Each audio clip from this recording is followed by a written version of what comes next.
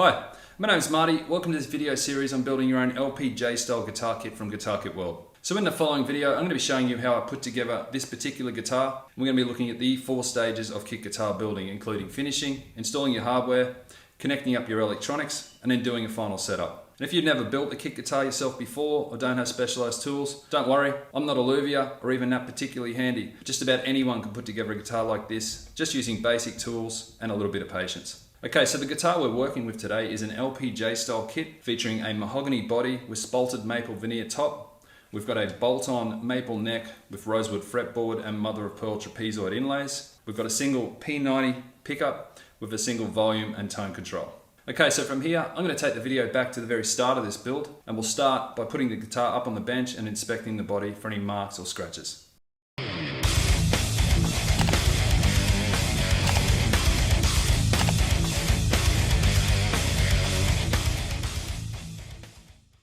Okay, so we've got the guitar body up on the bench now. Now, this particular guitar is a mahogany body with a spalted maple veneer on top. So the veneers themselves are really quite thin, so something to keep in mind when you're sanding. Now, the next thing we need to do is just check the neck fit. So I'll grab the neck. This is a maple neck, which is a very tight grain. The mahogany the body is built from is actually really open grain. So we'll need to grain fill that timber to get a nice flat finish, which we'll cover in a little while. And the first thing, just check that neck fit. The way you should do it is to put the heel in first and then push the neck in. It should be a reasonably tight fit without being too hard to force in. You really don't want to just jam the guitar neck in like this, because we've got quite delicate edges here that can crack or chip away quite easily. Once you're happy with the neck fit and you know you're not going to run into any problems, the next thing to do is just check over the actual wood itself and look for any scratches or marks. Try and hold up in the light a little bit. Just look for anything that any blemishes you can remove from the guitar. So when you're sanding, just make sure you sand with the grain. Got a couple little scratches around the end here. Now, another thing, if you've bought a guitar with binding, for instance, around the edges, you also want to keep a close eye out for any glue stains. So one of the problems we have with glue on the body of a guitar is if you stain or paint the guitar, the timber won't absorb well in that area. So you do also want to make sure you don't have any glue marks on the body. And if you do, try and remove those with a rag and some warm water first. Failing that, you may need to sand those out as well. Okay, so before we actually apply any grain fill, what I want to do first is just mask off these cavities, just keep them nice and clean. So quite simple, just using painter's masking tape you can get from any hardware store.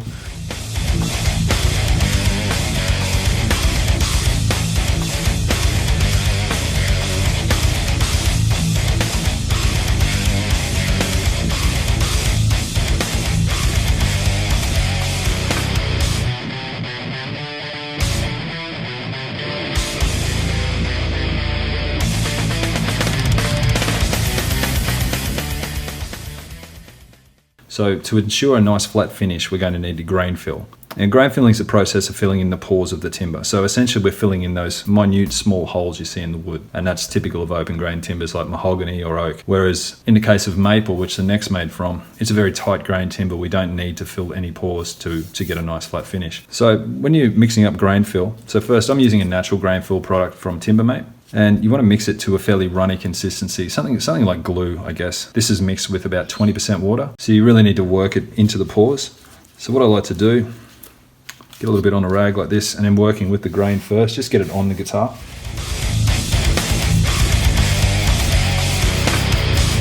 Very good covering of the whole section you're working on.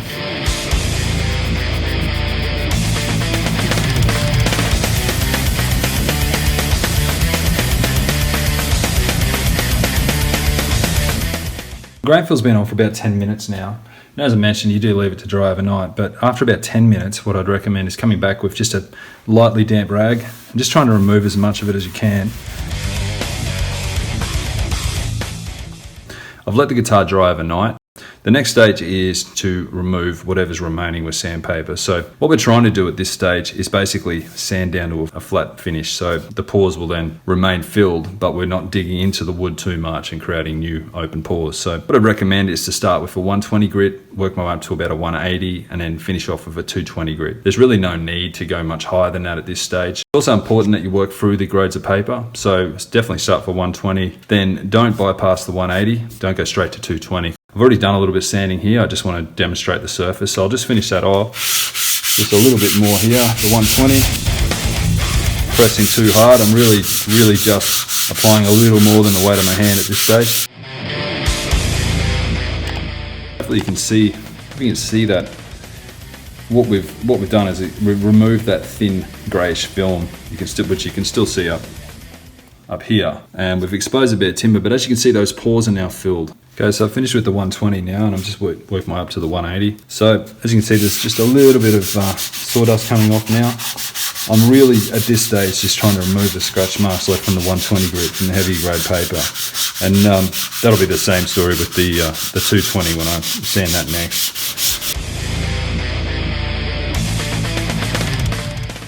I've mixed up 3 separate stains at different strengths, as you can just see here.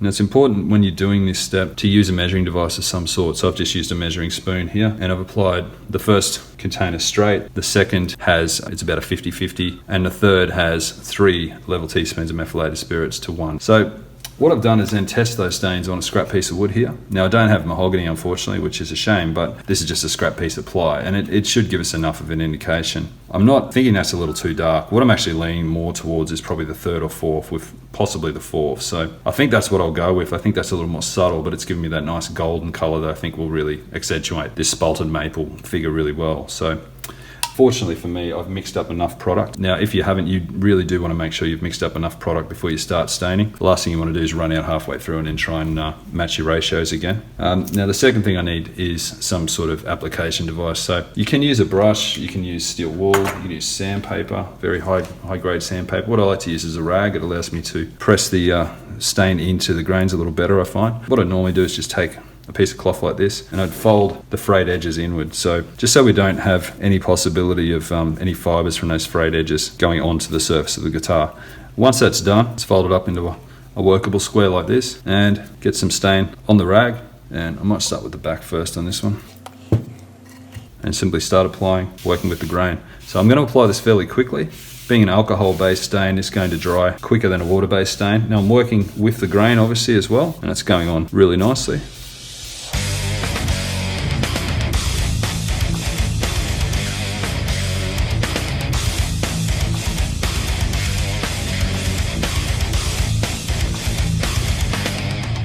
So while I'm waiting for that first coat of stain to dry, what I want to do is start preparing the neck. So my plan for the neck is to use a natural oil finish on the back, so wipe on poly or something like that, and black on the face, just like I see on a typical Gibson guitar. So the idea is, I think I'll use the solid color first, so I'll mask off the fretboard and the binding. There's no binding on this guitar actually, so that's good. I'll mask off the fretboard, I'll then mask off the neck on the sides and underneath, and then spray a flat black color on top. And the reason I'm doing it in that order is the paint's going to be easier to remove. If we do get anything creeping under the masking tape that we put in place, that'll be much easier to sand than a stain, which will absorb into the timber more obviously. So just taking some trusty masking tape again, just sit the guitar neck up and run some masking tape along that edge.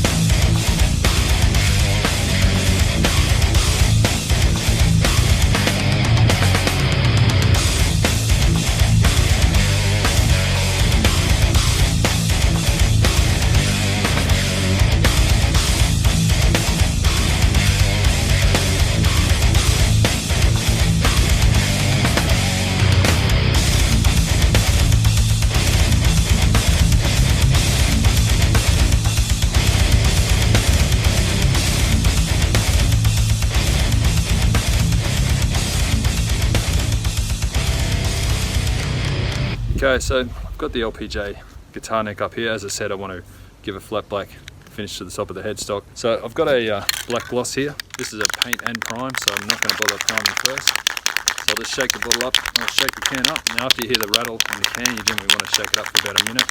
I've already given this a fairly good shake, so I'll get straight into painting. So of course, wear your mask. Now unfortunately it's a pretty windy day, but this is a fairly small surface area to paint, so I'm hoping we'll get away with it.